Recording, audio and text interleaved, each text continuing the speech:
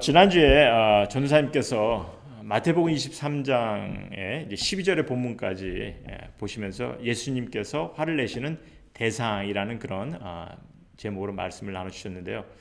실제적으로 13절부터 보면 예수님께서 화를 내시는 그 내용들이 기록이 되어 있습니다. 그래서 오늘은 이제 예수님께서 실제로 화를 내신 그런 부분들을 함께 나누고자 합니다. 좀 긴데요. 그래서 이제 본문을 다 읽지 않고 제가 예수님께서 그 화를 내신 그런 부분들을 좀 제가 좀 생각하면서 그러니까 이제 예수님께서 보면은 그 종교 지도자들에게 책망하시는 그 내용이 있는데 그 요점을 설명하시면서 귀한 가르침을 함께 나누고자 합니다.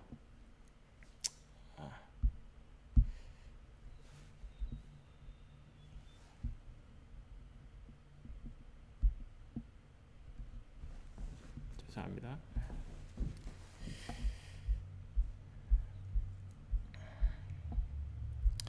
여러분 본문을 보시면요, 예수님께서 화가 많이 나셨어요.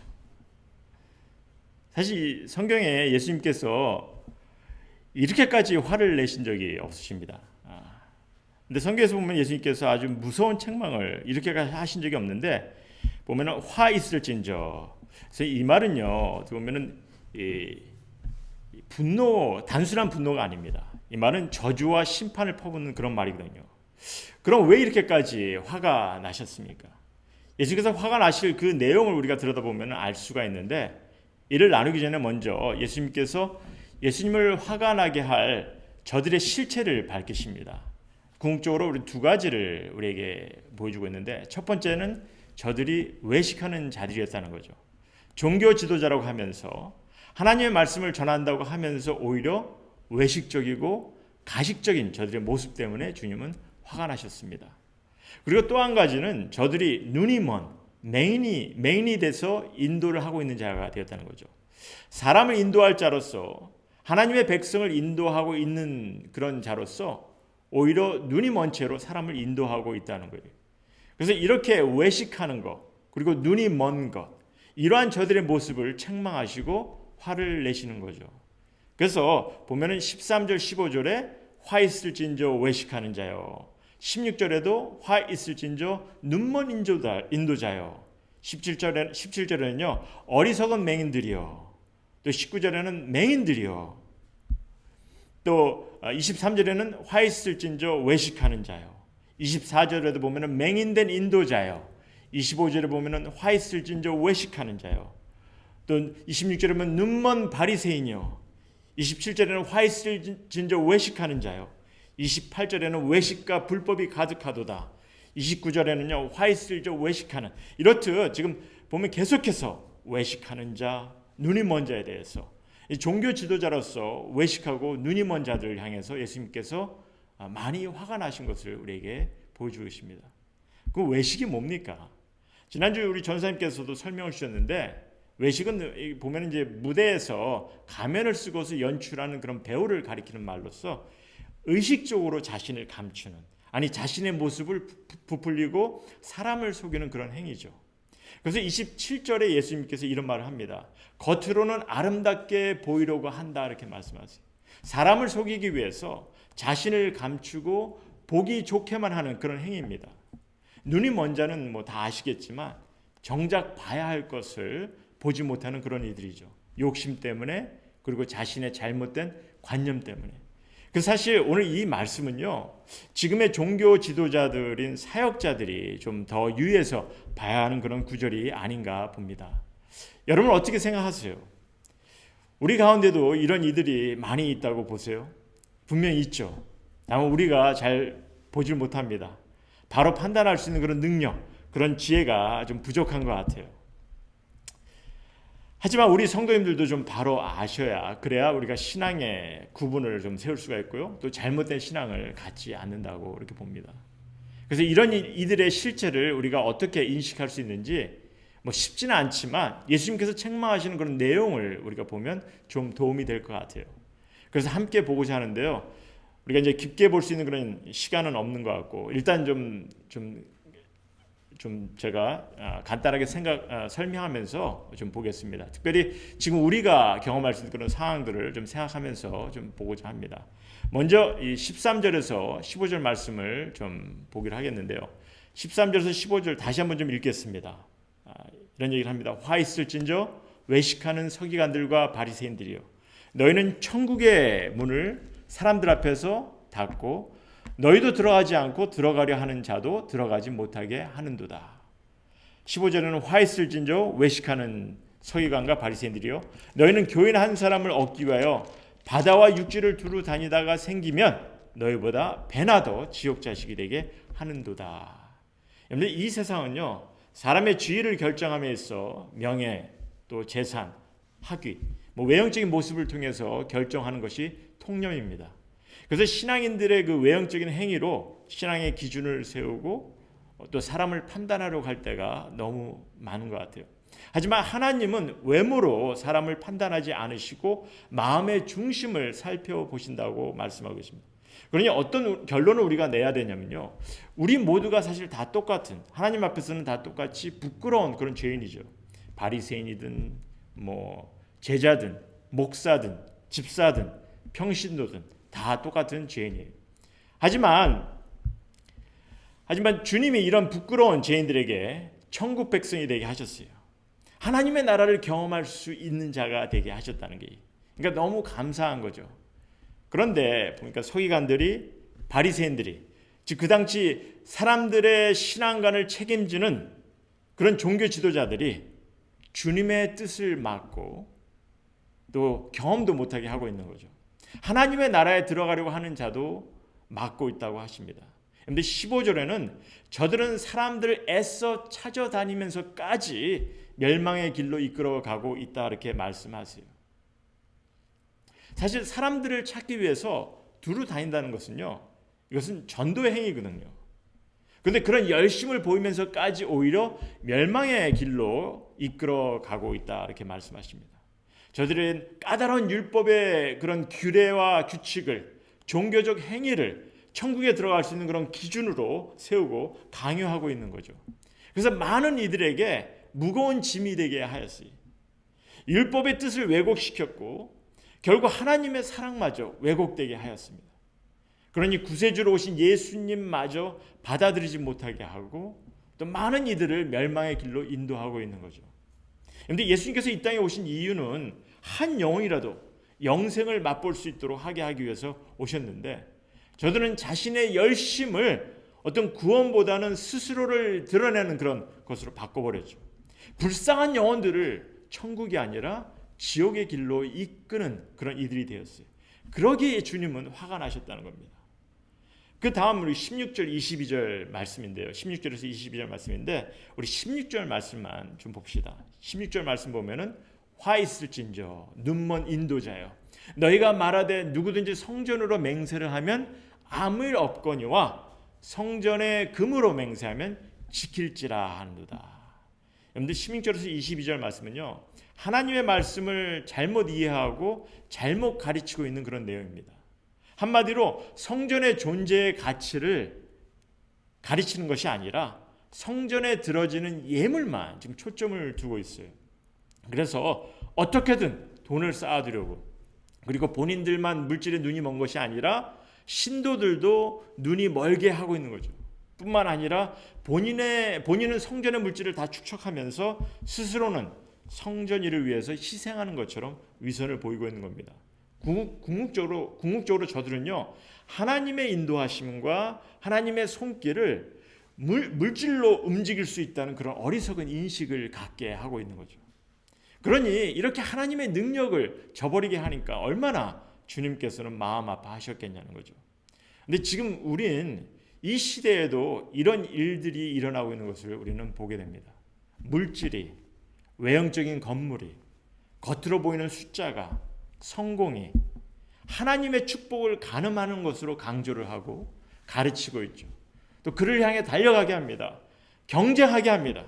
그래서 주위의 다른 신앙인들이 어떠한 상황에 처하든 상관하지 않고 어떻게 해서든 자신의 외형적인 성공과 자랑을 위해서 쓸어모으게 하고 심지어 뺏어 오려고도 하는 그런 경우들을 우리가 보게 됩니다. 물론 이단들은 뭐 두말할 것 없이 그런 일들을 행해 가고 있죠. 지난번에 우리 백승배 형제님께서 그 우리 카톡에 아버지의 희생이라는 그런 비디오를 보내주셨습니다. 혹시 보셨는지 모르겠어요. 근데 그 비디오를 참 감동 있게 봤는데 그 비디오가 끝나면서 축복과 사명의 차이라는 그런 시, 정학진 목사가 기록한 그런 시를 적어놨더라고요 보니까. 그래서 제가 그 부분을 다 읽지 않겠지만은 몇 부분을 좀 제가 다시 한번 우리 성도님하고 좀 나눴으면 합니다. 뭐라고 기록을 했냐면요. 곰팡이 냄새나는 지하교회, 서너 명 교인이 전부인 새빵교회에서 월세 내는 나를 두려워하는 미자립 교회가 존재하는 한 더 이상 예쁜 건물은 축복이 아니다. 부담이다. 사명이다. 잘 먹게 해주셔서 감사하다고 기도할 일이 아니다. 잘 먹게 되어 죄송하다고 우리만 잘 먹는 게 못내 죄송하다고 내가 가진 걸 나눌 수 있는 용기를 달라고 기도해야 한다. 평생 한 번도 설교 요청을 받아보지 못하고 부흥회 한번 해보지 못한 동역자가 있는 한 더 이상 부흥회를 인도하는 것은 자랑이 아니다. 두려움이다. 빛을 지고 살아왔다. 사랑하는 이를 잃고 가슴 아파 울고 있는 교우가 있는 한 더 이상 내 자식이 건강하게 자라는 게 복이 아니다. 남들보다 앞서고 칭찬거리가 많은 게 자랑이 아니다. 입 다물고 겸손히 그분의 은혜를 기억해야 할 일이다. 다시 한번 기회가 되시면 보셨으면 합니다. 여러분 지금 제가 이렇게 나눈 이 목사님의 시가 얼마나 지금 현실적으로 하나님의 말씀을 잘못 이해하고 잘못 가르치는 이들을 지적하고 있는지 보십니까? 보셔야 합니다. 자, 그럼 그 다음에 보면은 그 다음 책망을 보시면요. 23절 말씀인데요. 23절 말씀은 이런 말씀을 하시죠.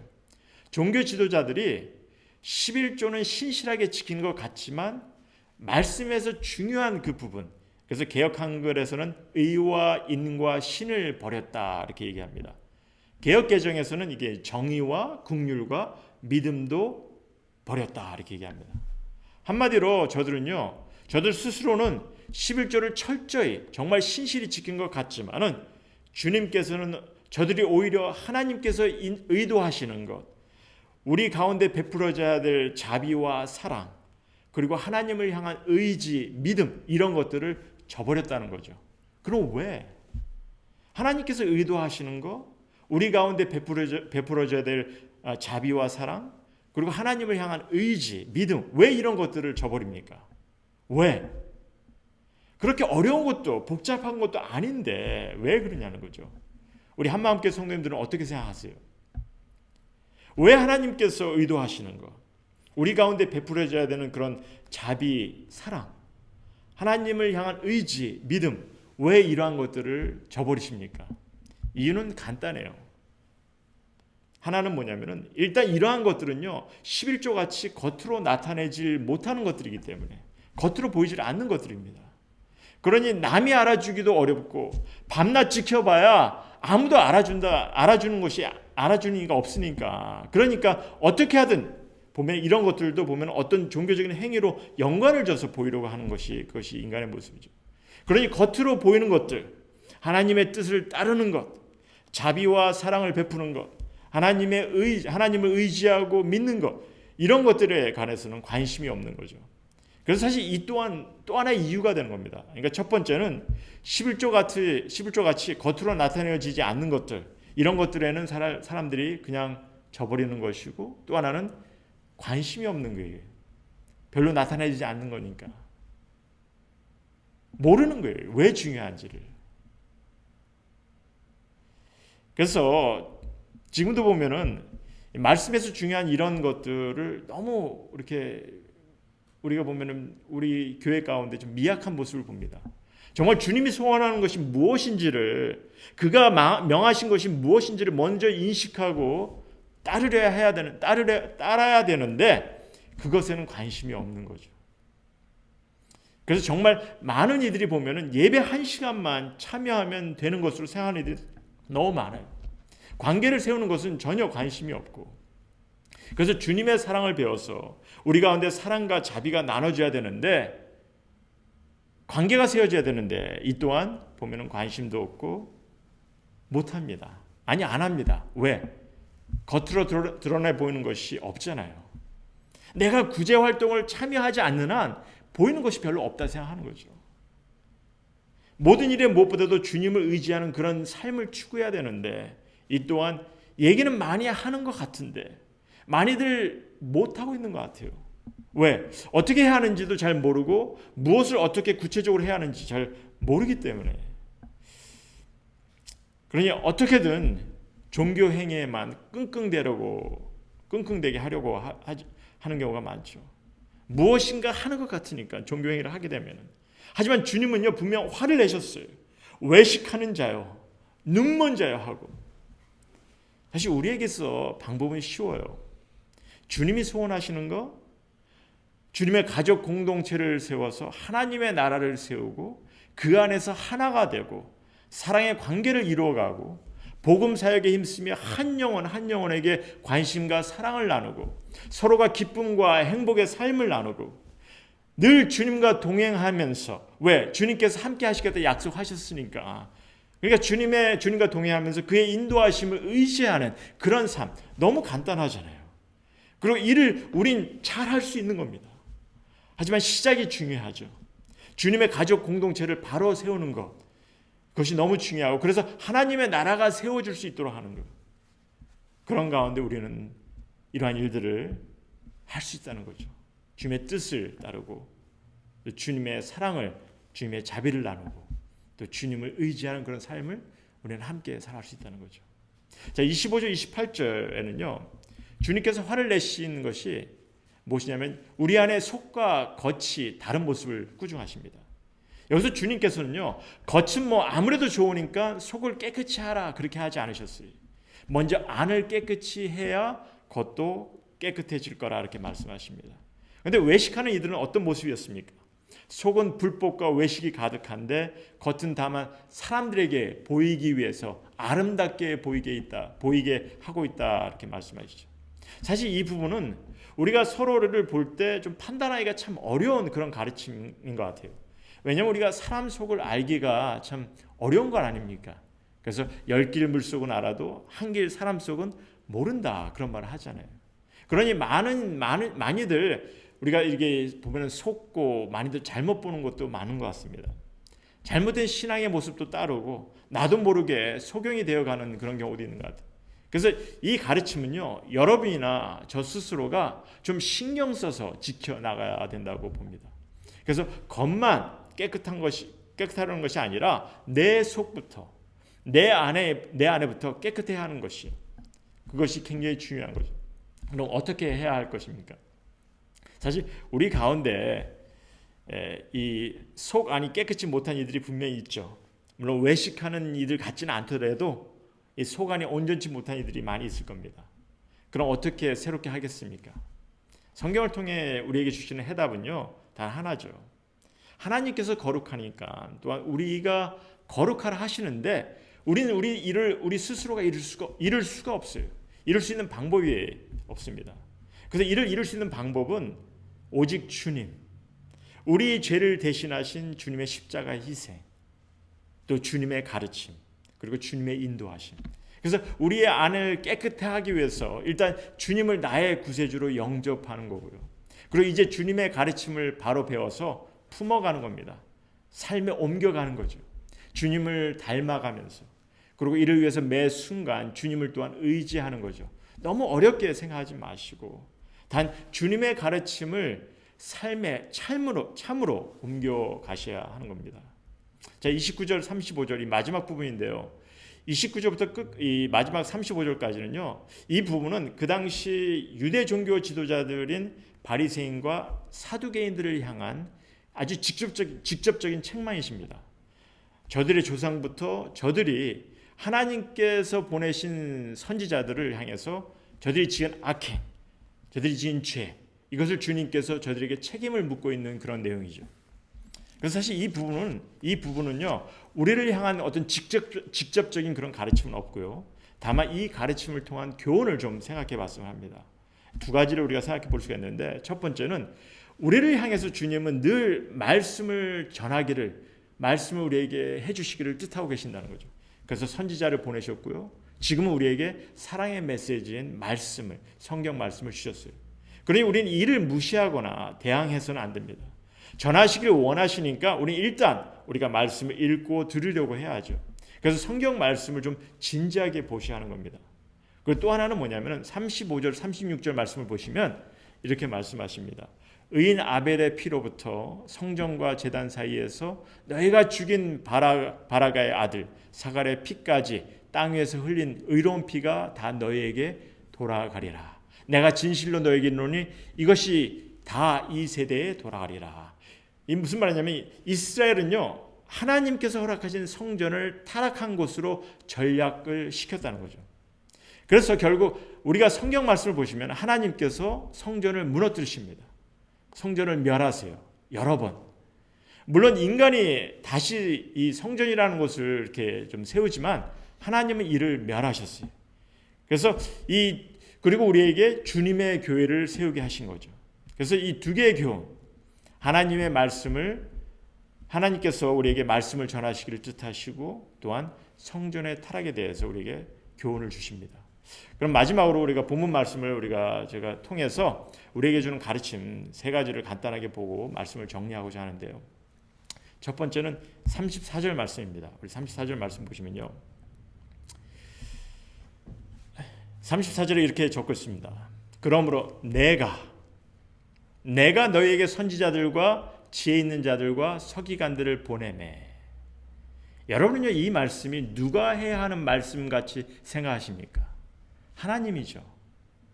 인간 어느 누가 내가 선지자들을 보낸 사람이야 이런 말을 할 수 있겠냐는 거죠. 인간이라면 어느 누구도 이런 말을 할 자격도 없고 능력이 없어요. 이 말씀은요, 단 한 분인 하나님만이 하실 수 있는 그런 말씀이에요. 그런데 이를 예수님께서 지금 하시고 계시는 거예요. 그러니 우리는 예수님을 어떠한 분으로 우리가 봐야겠냐는 겁니다. 여러분, 예수님을 어떠한 분으로 보시고 계십니까? 정신 나간 사람? 하나님을 모독하는 사람?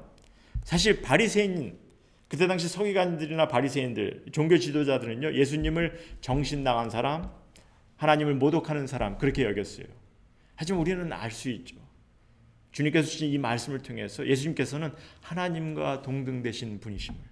그러게 그는 또한 이렇게 종교 지도자들에게 책망하시는, 판단하시는 그런 놀라운 권위를 우리에게 보여주고 계십니다. 사실 주님께서 그냥 화를 내시는 것이 아니에요.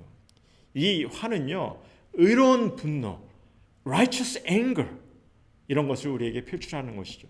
그래서 우리는 이를 우리가 가볍게 보아서는 안 되는 것이고, 그래서 우리가 두 가지 교훈 중에 한 가지 정말 우리에게 주시는 그 첫 번째 가르침은 뭐냐면은 지금 이 말씀을 통해서 예수님의 책망을 통해서 예수님께서는 하나님과 동등되신 분이시라는 거죠. 하나님의 권위를 가지신 분이시라는 겁니다. 그래서 우리를 위해서 이 땅에 우리의 죄를 구원하시기 위해서 하나님 스스로가 인간의 몸으로 오셨음을 우리에게 또한 말씀해 주고 계시죠. 그리고 또 한 가지 우리가 좀 가르침을 생각할 수 있는 것 중에 하나는 뭐냐면요, 믿는 이들을 향한 주님의 뜻을 우리에게 보여주시는데, 그래서 우리에게 보여주신 그 뜻이 있기 때문에 이를 우리가 진지하게 봐야 되는데 37절 말씀입니다. 우리 37절 말씀 보면요, 예루살렘아 예루살렘아 선지자들을 죽이고 내게 파송된 자들을 돌로 치는 자요, 암탉이 그 새끼를 날개 아래 모음같이 내가 내 자녀를 모으려 한 일이 몇 번이더냐. 그러나 너희가 원하지 아니하였도다. 보라, 너희 집이 황폐하여 버려진 바 되리라. 지금 예수님은요, 그 당시 유대인들에게 가장 중요하고 그렇게 성스러운 것으로 여겨진 성전을 뭐라고 말씀하시냐면 너희 집이라. 하나님의 성전이 아니라 너희 집이라 하시고 또한 황폐하여 버려질 것이라 이렇게 말씀하세요. 그래서 그 다음 장 24장 1절 2절에 보면 예수님께서 성전을 가리켜 돌 하나도 도리에 남지 않고 다 무너뜨려지리라 이렇게 말씀하십니다. 그래서 결국 AD 70년에 예루살렘 성전은 완전히 무너지죠. 그러게 우린 예수님의 이 말씀에 귀를 기울이셔야 됩니다. 37절 말씀인데 지금 암탉이 그 새끼를 날개 아래 모음같이 내가 내 자녀를 모려 한 일이 몇 번이더냐. 그러나 너희가 원치 아니했도다. 이 말씀입니다. 사실 이 말씀을 보시면은 정말 주님이 원하시는 것, 바라시는 것을 우리에게 말씀해 주고 계세요. 하지만 궁극적으로 이스라엘 백성은 이를 원치 않았다는 거죠. 저들이 주님이 원하시는 일들을 무시하고 따르지 않았다는 게. 그럼 주님이 원하시는 것이 무엇입니까? 성전을 더 크게 짓기를 원하셨습니까? 물질을 원하셨습니까? 제사입니까? 군대를 모집하는 것이었습니까? 제자들의 모임입니까? 사실 저 같으면요, 인간적인 생각으로 내 이름으로 왕국을 건설하라, 아니면 뭐 영원히 남겨질 기념탑, 뭐 동상을 세워라, 뭐 이런 것을 하게 하지 않았을까? 그렇게 생각합니다. 하지만 뭘 하시냐면요, 암탉이 그 새끼를 날개 아래 모음같이 내가 내 자녀를 모으려 하셨다는 거예요. 하나님은요, 신앙인들이 하나님의 자녀가 되었기 때문에 주님의 가족으로서 함께 모이기를 원하셨어요. 그 이유는 제가 마지막으로 좀 보겠습니다만, 일단 예수님은 이 비유에 암탉이 새끼를 날개 안에 품은 것 같은 것을 예를 들어 우리에게 말씀해 주고 계십니다. 그럼 왜 암탉이었을까? 뭐 어머니도 될 수 있고, 뭐 사자, 뭐 독수리, 뭐 이런 것들이 될 수가 있는데, 그 이유는요, 지금 모든 자녀를, 모든 병아리를 한꺼번에 품을 수 있는 그런 암탉의 모습입니다. 그래서 모든 자녀를 한꺼번에 품을 수 있는 그런 애틋한 모습이 하나님이심을 우리에게 설명하시는 거죠. 그냥 모이기만 하면 되는 것이 아니라 찾아오는 이들을 모두 따뜻하고 참 안식이 되는 그런 날개 안으로 품으시는 그런 하나님이심을 우리에게 말씀해 주세요. 그러니까 우리가 주님께 나오면 그의 놀라운 평안과 축복을, 참된 안식을 허락하시길 원하시는 것이고, 또한 우리는 이를 경험해야 하는 거죠. 그러니 이를 경험하기 위해서 우린 주님 앞에 모여야 하는 것이고, 이를 주님은 소원하십니다. 그래서 세 번째, 마지막으로 우리의 가르침은 뭐냐면요, 지금 보면 하나님께서 신앙인들이 하나님의 자녀가 되어서 하나님의 가족을 함께 모이기를 원하시는데, 이게 뭐가 어려워서 주님이 원하시는 것을 우리 종교 지도자들은 이것을 수행하지 못했는지, 우리가 오늘 말씀을 통해서 보면은 주님께서 화를 내신 그 내용을 통해서 우리에게 가르침을 주시는데, 보면은 이스라엘은 사실 스스로 하나님의 백성이라고 자부심을 가졌지만은 그러나 저들은 하나님을 멀리하였습니다. 왜? 제사장이나 종교 지도자들이 하나님의 말씀을 바로 인도해 나가야 할 이들이, 그러니까 하나님의 말씀을 바로 인도해 나갈 이들이 저들이 외식하는 이들이었고 눈이 먼 자들이었기 때문에, 권위와 전통에 사로잡혀서 제대로 하나님의 뜻을 인도하지 못하였기 때문에, 선지자를 통한 말씀도 무시하였어요. 저들은 하나님이 아닌 다른 우상을 섬겼고 하나님이 원하시는 것을 바로 보지 못하고 따르지도 못하였어요. 그러니까 사실 주님이 원하시는 그러한 일들을 그때 당시 제대로 이루지 못하는 거죠. 주님이 원하시는 것은요, 다른 것이 없어요. 우리 하나님, 예수님, 우리가 믿는 하나님 예수님이 어떠한 분이시고 우리를 향해서 무엇을 뜻하시는지를 우리가 바로 알기를 소원하시고요. 그래서 말씀을 주신 것이고, 그리고 우리가 속과 겉이 다르고 진리를 왜곡하고 잘못된 고집으로 빠져나가는 것이 아니라 정말 진리 가운데 거하면서 의와 인과 신을, 그러니까 복음의 진리와 사랑과 신실함을 바로 지켜나가기를 소원하시는 거고요. 그리고 이를 주님의 품 안에서 하나님의 나라 가운데서 지켜나가고 경험하기를 주님께서 뜻하시는 거죠. 그래서 더욱 신앙인들이 주님의 가족으로 함께 모이기를 원하십니다. 그리고 그러한 가운데 외식하는 자가 아니라, 눈먼 자가 아니라 우리 마음을 진실되이 주님께 향해 드리는 그런 이들의 모습으로서 주님께서 함께하길 원하십니다. 하나님을 향한 사랑하는 마음, 그를 존중하는 마음, 그를 바라보는 마음, 그를 의지하는 마음, 그를 감사하는 마음, 이런 마음을 들으시기를 소원하세요. 여러분은 하나님께 향한 관심이 얼마나 갖고 계십니까? 여러분이 마음을 하나님께 정말 드리고 계시냐는 거죠. 외식하는 자, 눈이 먼 자는 일을 제대로 하지 못합니다. 그럼 실제적으로 우리의 마음을 어떻게 진실되이 들을 수 있는지, 사실 이게 중요한 거죠. 실제적으로 우리가 어떻게 들을 수 있냐는 거죠. 우리가 종교 행위에 초점을 두면요, 우리가 정말 주님께 마음을 드리는 것 같습니까? 종교 행위에 초점을 두는 것이 왜 안 되냐면요, 오늘 주님의 말씀처럼 궁극적으로 이는 내 자신을 나타내고 내 자신에게만 초점을 두게 하는 것이, 열심, 예물, 겉으로 아름답게 보이려는 행위밖에 안 된다는 거죠. 그럼 실제적으로 우리의 마음을 어떻게 진실되이 드릴 수 있는지, 매 순간 이루어져야 하겠지만은 일단 하나님은요, 단 일주일에 하루라도 정말 이를 우리가 기억하고 명심하고 마음에 품고, 그래서 주님 앞에 관심을 갖고 주님 앞에 나오기를 원하세요. 어떻게? 주님의 이름으로, 주님의 가족으로서 함께 모이기 시작하면서. 우리도 그렇잖아요. 누군가를 우리가 좋아하고 사랑하면은 말로만 할 수 없어요. 마음에만 품는다고 다 되는 것이 아닙니다. 관심을 보고 마음을 나눠야 되는 거죠. 그래서 그러기 위해서 우리가 만나잖아요. 찾아가잖아요. 함께 하잖아요.